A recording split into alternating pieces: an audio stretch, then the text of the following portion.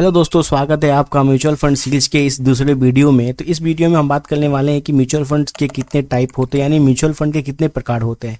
ठीक है, जब भी आप म्यूचुअल फंड में इन्वेस्ट करते हो या इन्वेस्ट करना चाहते हो तो वहाँ पर आपको बहुत सारे यानी बहुत प्रकार के बहुत सारे टाइप के म्यूचुअल फंड देखने को मिलते हैं, जिससे आपको एक कन्फ्यूजन क्रिएट होता है कि किस में इन्वेस्ट किया जाए, किस में नहीं किया जाए, आपको किस में ज़्यादा रिटर्न मिलेगा, किस में ज़्यादा रिस्क है। ये समझना आपके लिए यानी कि समझना कन्फ्यूजन क्रिएट कर देता है।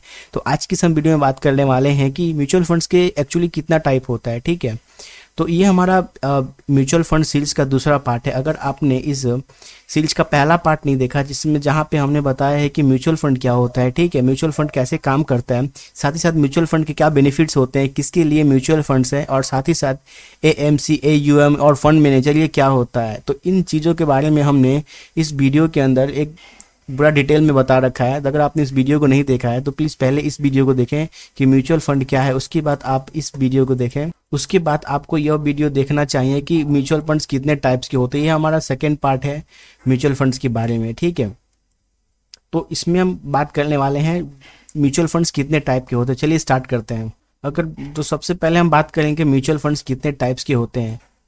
म्यूचुअल फंड्स क्या होता है मैंने पिछली वीडियो में बता रखा है, अगर नहीं जानते तो पहले उस वीडियो को जरूर देख लीजिए।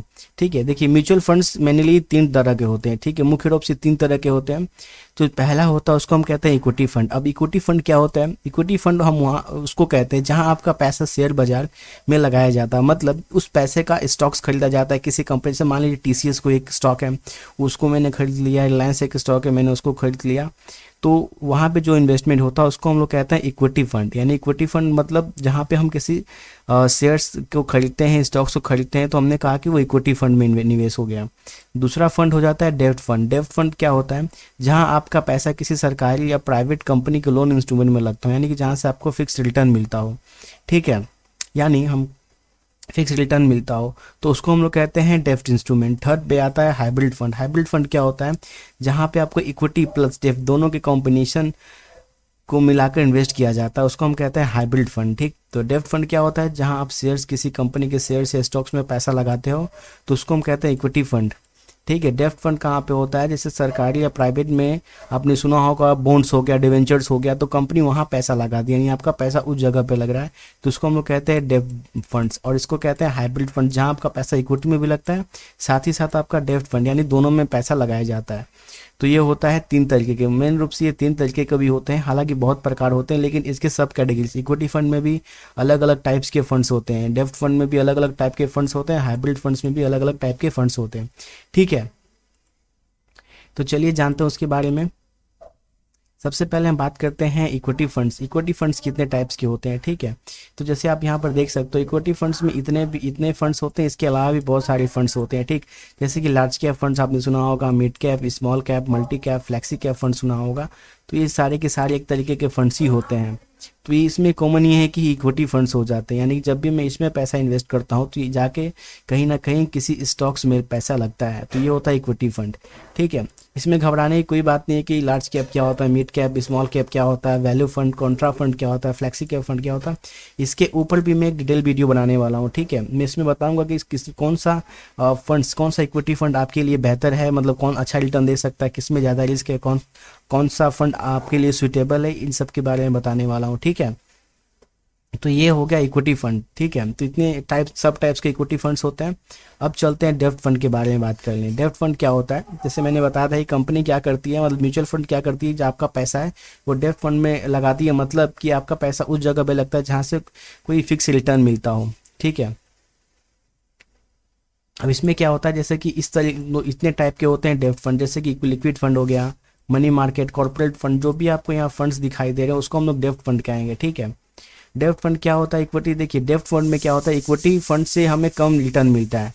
इक्विटी फंड से हमें कम जो हमारा जो डेब्ट फंड का रिटर्न होता है उससे कम हमें रिटर्न मिलता है इसमें, लेकिन जो डेब्ट फंड होता है वो काफ़ी स्टेबल होता है। ठीक है, मतलब इसमें अगर मार्केट बहुत तेज़ी से ऊपर भी चली जाती है, बहुत तेज़ी से नीचे भी चली जाती है, तो उसका ज़्यादा प्रभाव हमें देखने को नहीं मिलता है मार्केट का। ठीक है, उससे कोई ज़्यादा इफेक्ट नहीं पड़ता। लेकिन जब हम इक्विटी में इन्वेस्टमेंट करते हैं ना, जब हम किसी स्टॉक को बाई करते हैं तो उसमें हमें ज़्यादा अप डाउन देखने को मिलता है। अगर मान लीजिए कहीं कोई स्टॉक का कंपनी अगर गिर जाता है, ज़्यादा ऊपर चला जाता है, नीचे चला जाता है, अगर नीचे चला जाता है तो हमें कुछ लॉस देखने को मिलता है, ऊपर अचानक ऊपर चला जाएगा तो बहुत ज़्यादा बड़ा प्रॉफिट देखने को मिलता है। ठीक है, तो इक्विटी में ये होता है। तो इक्विटी के मुकाबले डेब्ट में आपको कम क्या करता है, रिटर्न मिलता है। क्या होता है, कम रिटर्न मिलता है इक्विटी के मुकाबले। सबसे ज़्यादा रिटर्न जो होता है वो मिलता है, आपको पता है, इक्विटी में सबसे ज़्यादा रिटर्न आपको देखने को मिलता है, सबसे अधिक रिटर्न इक्विटी में देखने को मिलता है। उसके बाद डेब्ट फंड आता है। हालांकि इसमें कम रिटर्न मिलता है लेकिन ये स्टेबल रहता है, ये उतना इफेक्टिव नहीं होता। अगर मार्केट ज़्यादा वोलेटाइल भी हो जाए तब भी ये स्टेबल रहता है। इसको हम लोग कहते हैं डेब्ट फंड। और डेब्ट फंड का सब टाइप अगर आपने देखा होगा तो इस तरीके के डेब्ट फंड को हम कहते हैं, जैसे कि लिक्विड हो गया, ultra low fund, guild fund हो जाता है, ओवरनाइट फंड हो गया, फ्लोटर फंड हो गया, डायनेमिक बॉन्ड फंड्स हो जाता है। बॉन्ड्स में पैसे लगाए जाते हैं जहाँ पे आपको एक स्टेबल मतलब स्टेबिलिटी देखने को मिलती है, उसको हम कहते हैं बॉन्ड फंड्स। ठीक है, तो इसके बारे में भी जो भी ये डेब्ट फंड के जो सब टाइप्स हैं इसके बारे में भी मैं डिटेल वीडियो बनाऊंगा। ठीक है, कितना रिस्क है, कितना रिटर्न है, कौन सा आपके लिए सूटेबल है, और 2025 और 26 में सबसे बेस्ट लिक्विड फंड कौन से हैं, लो ड्यूरेशन फंड्स कौन से, इसके बारे में भी मैं बताऊंगा डिटेल वीडियो में। ठीक है, अभी बस आपको ये जानना है कि ये फंड्स होते क्या हैं, कितने प्रकार के होते हैं। ठीक, अब हम बात करते हैं हाइब्रिड फंड की। तो हाइब्रिड फंड में मैंने क्या बताया था, हाइब्रिड फंड में जब भी आप निवेश करते हो तो इसका मतलब कि इक्विटी में प्लस डेब्ट दोनों में आपका पैसा जो है इन्वेस्टेड यानी कि इन्वेस्टमेंट होता है। ठीक है, मान लीजिए अगर आपने 100 रुपये इन्वेस्टमेंट कर दिए तो इसमें इक्विटी में आपका 70 रुपये और डेब्ट में आपके 30 रुपये इन्वेस्ट हो जाएंगे। ठीक है, यानी इक्विटी में क्या आपको देखने को मिलेगा, इक्विटी में आपको देखने को मिलेगा कि चांसेस मतलब कि रिटर्न ज़्यादा देखने को मिलेंगे, प्लस डेब्ट में क्या उससे स्टेबिलिटी बनी रहेगी। ठीक है, अगर मार्केट बहुत तेज़ी से, मान लो कि मार्केट अगर कैश भी कर जाता है तो उतना इफेक्ट हमको देखने को नहीं मिलता है, क्योंकि डेब्ट में भी कुछ पैसा मेरा पड़ा हुआ है। ठीक है, तो ये होता है हाइब्रिड फंड। अब हाइब्रिड फंड कितने टाइप्स के होते हैं, जैसे कंजर्वेटिव हाइब्रिड फंड्स हो गया, बैलेंस हाइब्रिड फंड हो गया, एग्रेसिव हाइब्रिड फंड हो गया, डायनेमिक एसिड एलोकेशन हो गया, इक्विटी सेविंग्स फंड्स हो जाते हैं, और मल्टी एसिड एलोकेशन हो जाती है। जो भी ये होते हैं ना फंड्स, ये हाइब्रिड फंड्स हो जाते हैं। यानी जब आप इसमें पैसा डालते हैं कंजर्वेटिव हाइब्रिड फंड्स के अंदर, तो कुछ हिस्सा इक्विटी में जाता है आपका पैसा, कुछ डेब्ट फंड में जाता है, ये होता है हाइब्रिड फंड। ठीक है, देखिए इसके अलावा भी फंड्स होते हैं, जैसे सॉल्यूशन ओरिएंटेड फंड। अब सॉल्यूशन ओरिएंटेड फंड क्या होता है, सॉल्यूशन जैसे रिटायरमेंट के लिए। अब मान लो कि कोई बुजुर्ग आदमी है, उसने कुछ साल तक जॉब किया और रिटायरमेंट के बाद उसके पास 30-40 लाख रुपए आ गए।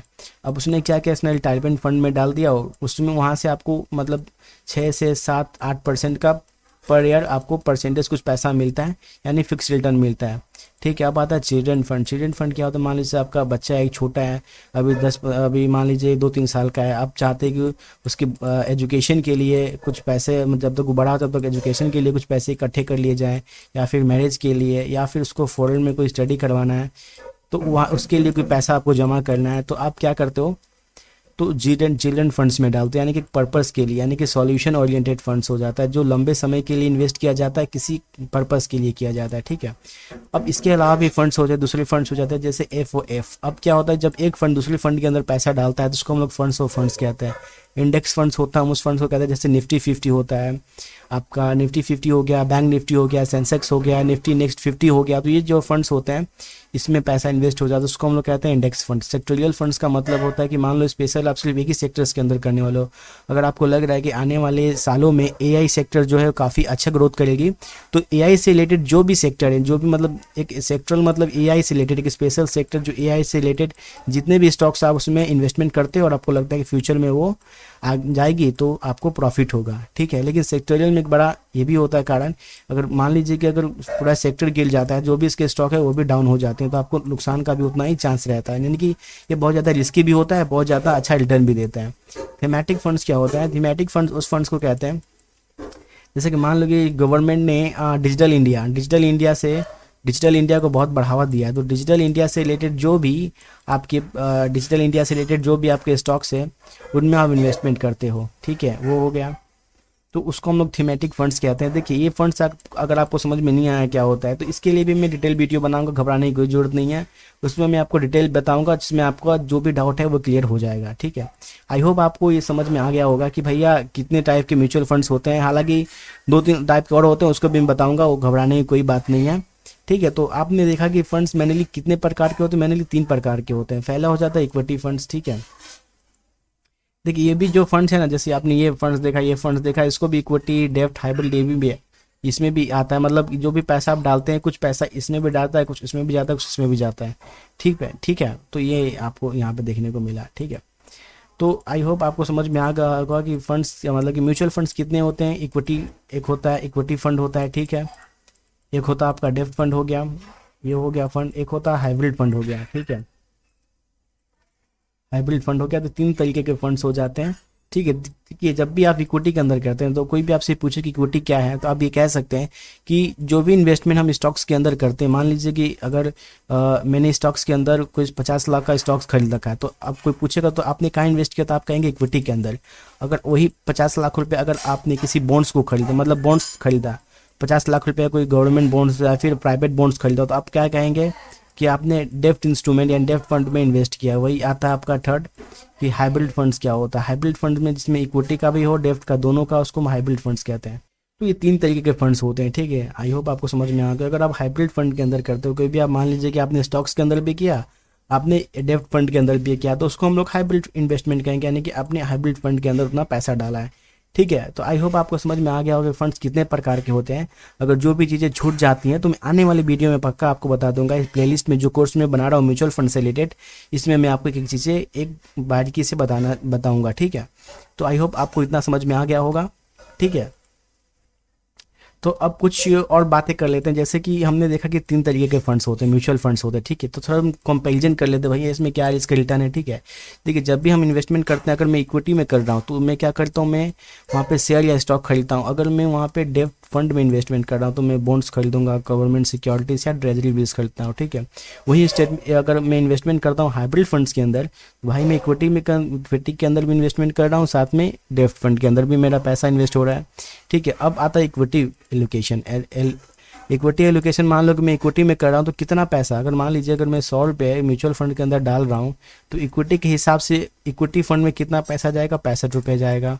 डेब्ट फंड में अगर डाल रहा हूँ तो डेब्ट फंड में अगर पैसा डाल रहा हूँ तो इक्विटी कितना, मतलब डेब्ट फंड में इक्विटी कितना रुपये में जाएगा, 0 में जाएगा। क्योंकि डेब्ट फंड में जब भी आप इन्वेस्ट करते हो तो उसमें इक्विटी में इन्वेस्टमेंट नहीं होता, मतलब आप उस पैसे का स्टॉक में आप स्टॉक नहीं खरीद सकते हो। लेकिन जब हाइब्रिड फंड में आप इन्वेस्ट करते हो तो उसमें क्या परसेंट आपको इक्विटी में, मतलब कि मान लीजिए कि आपने अगर 100 रुपये खरीदा है और हाइब्रिड में आप इन्वेस्टमेंट किया, तो इसमें से कितना रुपए जो है वो इक्विटी में जाएगा। क्योंकि इक्विटी में बताया इक्विटी में कितना जाएगा, ये मतलब ये डिपेंड करता है कि आप कौन से हाइब्रिड फंड्स को खरीद रहे हो। उसके हिसाब से 10% आपका पैसा 10 रुपये भी जाएगा, 90 रुपये भी जाएगा, 50 रुपये भी जाएगा, उसके हिसाब से होता है। ठीक है, अब सेकेंड चीज़ आता है यहाँ पर कि भाई डेब्ट एलोकेशन। मान लीजिए कि अगर मैंने 100 रुपये लगाए, यहाँ पर 100 रुपये इन्वेस्टमेंट किए, तो उसमें से डेब्ट, जैसे मैंने 100 रुपये में अगर मैंने इक्विटी फंड में लगाया तो उसमें से कितना पैसा जो है इक्विटी डेब्ट में जाएगा, उसमें से कम 30 रुपये या फिर 35 रुपये क्या होगा, डेब्ट फंड में जाएगा। ठीक है, ये होता है।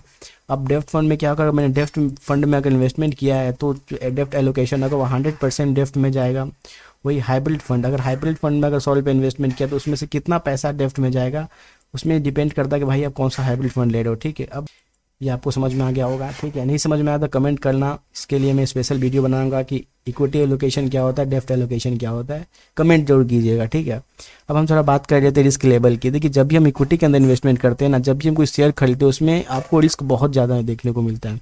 ठीक है, मान लीजिए कि आपने अगर कोई 100 रुपये का स्टॉक है, ठीक है 100 रुपये का स्टॉक है, अगर आपने उसको 50 स्टॉक खरीद लिए, जैसे यहाँ 50 स्टॉक खरीद लिया, तो उसमें आपने कितने का स्टॉक खरीदा, 5,000 रुपये का स्टॉक खरीदा। अब वो मान लो घट के वो अब मान लो कि 50 रुपये का हो गया, तो इसमें आपका नुकसान भी तो उतना ज़्यादा होगा। ठीक है, तो इसमें मतलब रिस्क लेवल ही बहुत हाई हो जाता है। लेकिन डेब्ट में क्या होता है, डेब्ट में इसका रिस्क उतना नहीं होता। क्यों नहीं होता, क्योंकि देखिए इसमें आपका पैसा कुछ इक्विटी में जाता है, कुछ डेब्ट फंड में भी जाता है। यानी इक्विटी में अगर घट भी जाता है तो कुछ पैसा आपका डेब्ट में रहता है जो आपको ये बचा लेता है, यानी कि कुछ पैसा जो आपका डेब्ट में रहता है। जैसे कि मान लीजिए अगर आपने 100 रुपये इन्वेस्ट कर दिए हैं तो मान लीजिए कि 60 रुपये तो आपने इक्विटी शेयर में खरीद लिए और 30 रुपये प्लस जो 40 रुपये पैसा आपने क्या कर लिया, डेब्ट में खरीद लिया। अगर मान लीजिए अगर स्टॉक अगर यहाँ पे कम भी हो जाता है, अगर 50 रुपये आ जाता है, तब भी 40 रुपये आपके पास, 90 रुपये तो है यहाँ पे, 40 रुपये हैं, यानी कि रिस्क कम हो जाता है एक तरीके से। ठीक है, अब इसमें सबसे ज़्यादा जो कम रिस्क होता है वो होता है हाइब्रिड फंड के अंदर, ठीक है। अब रिटर्न किस में सबसे ज़्यादा मिलता है आपको? रिटर्न मैंने बताया था कि इक्विटी में आपको सबसे अधिक रिटर्न मिलता है। यदि आप लॉन्ग टर्म के लिए जैसे 15 से 20 साल 10-15-20 साल अगर इन्वेस्टमेंट करना चाहते हो तो आपको हमेशा इक्विटी में ही करना चाहिए, इसमें आपको ज़्यादा रिटर्न देखने को मिलता है, ठीक। डेब्ट फंड में जो आपको रिटर्न होगा 6 से 9% का, जो मैं बता रहा हूँ एक एवरेज बता रहा हूँ, सालाना या 10 साल का एवरेज बता रहा हूँ, 12 से 16% का रिटर्न देखने को मिलता है। इक्विटी फंड में डेब्ट फंड की बात करें तो 6 से 9%, अगर हाइब्रिड फंड की बात करें तो 8 से 12% का रिटर्न। अब भाई अब मान लो कि इक्विटी फंड में जब मैं इन्वेस्ट करता हूँ तो किसके लिए बेस्ट है? जिसको लॉन्ग टर्म करना है, लॉन्ग टर्म मतलब जिसको 5 साल से अधिक का इन्वेस्टमेंट करना। डेब्ट फंड में क्या है कि भैया मान लो उसको सेफ्टी भी चाहिए, कुछ समय के लिए पैसा इन्वेस्ट करना, लेकिन वो पैसा सेफ रहे, तो आप डेब्ट फंड में कर सकते हो। यानी कि 1 महीने से लेकर 3 साल के बीच में अगर आप चाहते हो कि पैसा मतलब उतना इन्वेस्टमेंट चाहते हो, उतना दिन के लिए चाहते हो जिसमें आपका पैसा सेफ रहे और छोटे समय में पैसा बढ़े, तो आप डेब्ट फंड को चूज कर सकते हैं। हाइब्रिड फंड में क्या होता है कि इसमें बैलेंस इन्वेस्टर हो जाते हैं, यानी कि उनको क्या करना, लॉन्ग टर्म में भी देखने का है, साथ में उनको पैसा भी सेफ रखने का अपना। तो ये भैया इनके लिए ठीक है, 3 साल से 5 साल के लिए बढ़िया है। अब टैक्सेशन की मैं बात करूँ तो इक्विटी पे टैक्सेशन लगता है। देखिए टैक्सेशन भी जब आप म्यूचुअल फंड में इन्वेस्ट करते हो, जो आपका प्रॉफिट होता है उस पर भी अलग अलग प्रकार के टैक्स लगते हैं। इक्विटी पे अलग टैक्स लगता है, डेब्ट पे अलग टैक्स लगता है, ठीक है। अब जब हाइब्रिड की बात करें तो उस पर कैसा टैक्स लगता है भाई, डिपेंड करता है कि मोस्टली इक्विटी तो नहीं है। यानी कि अगर आपने 100 रुपये का इन्वेस्टमेंट कर लिया, अगर सिर्फ 70 रुपये इक्विटी में लगा तो सबसे अधिक पोर्शन आपका इक्विटी में लगा है, तो इक्विटी के हिसाब से आपको वहाँ पर टैक्स देना पड़ेगा, ठीक। अब वॉलेटिलिटी की बात करते हैं, यानी कि मार्केट बहुत तेज़ी से ऊपर नीचे जाता है, अप एंड डाउन देखने को मिलता है, ठीक है। तो अगर मैं इक्विटी में मानूँ तो बहुत ज़्यादा हाई देखने को मिलता है। इसमें वोलेटाइल कभी भी कोई 100 रुपये का स्टॉक है वो अचानक 130 रुपये पर आ जाता है, फिर वो अचानक 80 रुपये पर चला जाता है, फिर 70 रुपये पर चला जाता है, फिर 120 रुपये पर चला जाता है। यानी कि मार्केट बहुत तेज़ी से ऊपर नीचे जाता है। तो सबसे ज़्यादा किस में देखने को मिलता है आपका वोलेटिलिटी? सबसे ज़्यादा किस में देखने को मिलता है? हाई इक्विटी फंड्स के अंदर देखने को। सबसे कम देखने को मिलता है आपका बॉन्ड्स के अंदर, और उससे भी मतलब और मीडियम देखने को मिलता है वॉलेटिलिटी हाइब्रिड फंड्स के अंदर, ठीक है। यहाँ तो आपको समझ में आ गया होगा। अब बात करते हैं हु शुड इन्वेस्ट, किसे इन्वेस्ट करना चाहिए। देखिए इक्विटी फंड किसको इन्वेस्ट करना चाहिए? जो अभी यंग है। मान लीजिए अगर आपका उम्र बहुत कम है, आप तो लॉन्ग टर्म के अंदर चाहिए, लॉन्ग टर्म के अंदर चाहिए क्योंकि आपकी उम्र कम है, आप कमा सकते हैं, ठीक है। डेब्ट फंड के अंदर किसे करना चाहिए? जो सीनियर सिटीजन है भाई, जिसको ज़्यादा रिस्क नहीं लेना है, कम उम्र हो रहा है मतलब ज़्यादा उम्र हो रहा है, उसको ज़्यादा रिस्क लेने की क्षमता नहीं है, तो क्या कर सकता है? डेब्ट फंड के अंदर अपना जो इन्वेस्टमेंट कर सकता है। वही हाइब्रिड फंड की मैं बात करूँ तो उसमें बिगिनर्स जो होते हैं, फिर जो बैलेंस इन्वेस्ट हो जाते हैं, वो जाके यहाँ पे इन्वेस्ट कर सकते हैं। जैसे कि एग्जांपल में इक्विटी फंड में लार्ज कैप आता है, मिड कैप आता है, जैसे मैंने बताया था इक्विटी फंड कितने टाइप का होता है, उसमें लार्ज कैप मिड कैप आया था। तो इसमें भी अलग अलग कैटेगरीज होती हैं। जैसे लार्ज कैप के अंदर क्या है, मिड कैप के अंदर, उसके बाद आता है डेब्ट के अंदर liquid fund, short duration guild आते हैं, उसके बाद हाइब्रिड फंड आता है, एग्रेसिव हाइब्रिड और बैलेंस एडवांटेज फंड। अगर आप इस चार्ट को देखेंगे तो आपको एक कंसेप्ट थोड़ा सा क्लियर हो गया होगा, ठीक है, कि तीनों फंड में क्या डिफरेंसेस होते हैं, ठीक है। तो आई होप आपको समझ में आ गया होगा। इसमें अगर आपको समझ में नहीं आया तो कोई बात नहीं है, मुझे कमेंट करके बताइए क्या समझ में नहीं आया, तो मैं उसके लिए कोशिश करूंगा कि एक बेहतर एक अच्छे से एक वीडियो बना पाऊँ जो कि आपके सारे डाउट को क्लियर कर दे। तो प्लीज़ कमेंट जरूर करना कैसा लगा, कैसा नहीं लगा, क्या इसमें बाकी रह गया है, ठीक है। तो आई होप आपको अच्छा लगा होगा। तो अगर आपको चैनल अच्छा लगा तो अपने चैनल को सब्सक्राइब कर दीजिए, ठीक है। नया चैनल है सब्सक्राइब कर दीजिए, साथ ही साथ लाइक कर दीजिए और कमेंट जरूर करके बताइए कैसा लगा कैसा नहीं लगा, ठीक है। तो thank you for watching this video. मैं अगली वीडियो में बात करने वाला हूँ इक्विटी फंड्स के बारे में। इक्विटी फंड एक्चुअली होता क्या है, ठीक है, इक्विटी फंड में क्या होता है स्पेशल, इसमें क्या रिस्क क्या रिटर्न होते हैं, सबके बारे में बताऊंगा। So thank you for watching this video.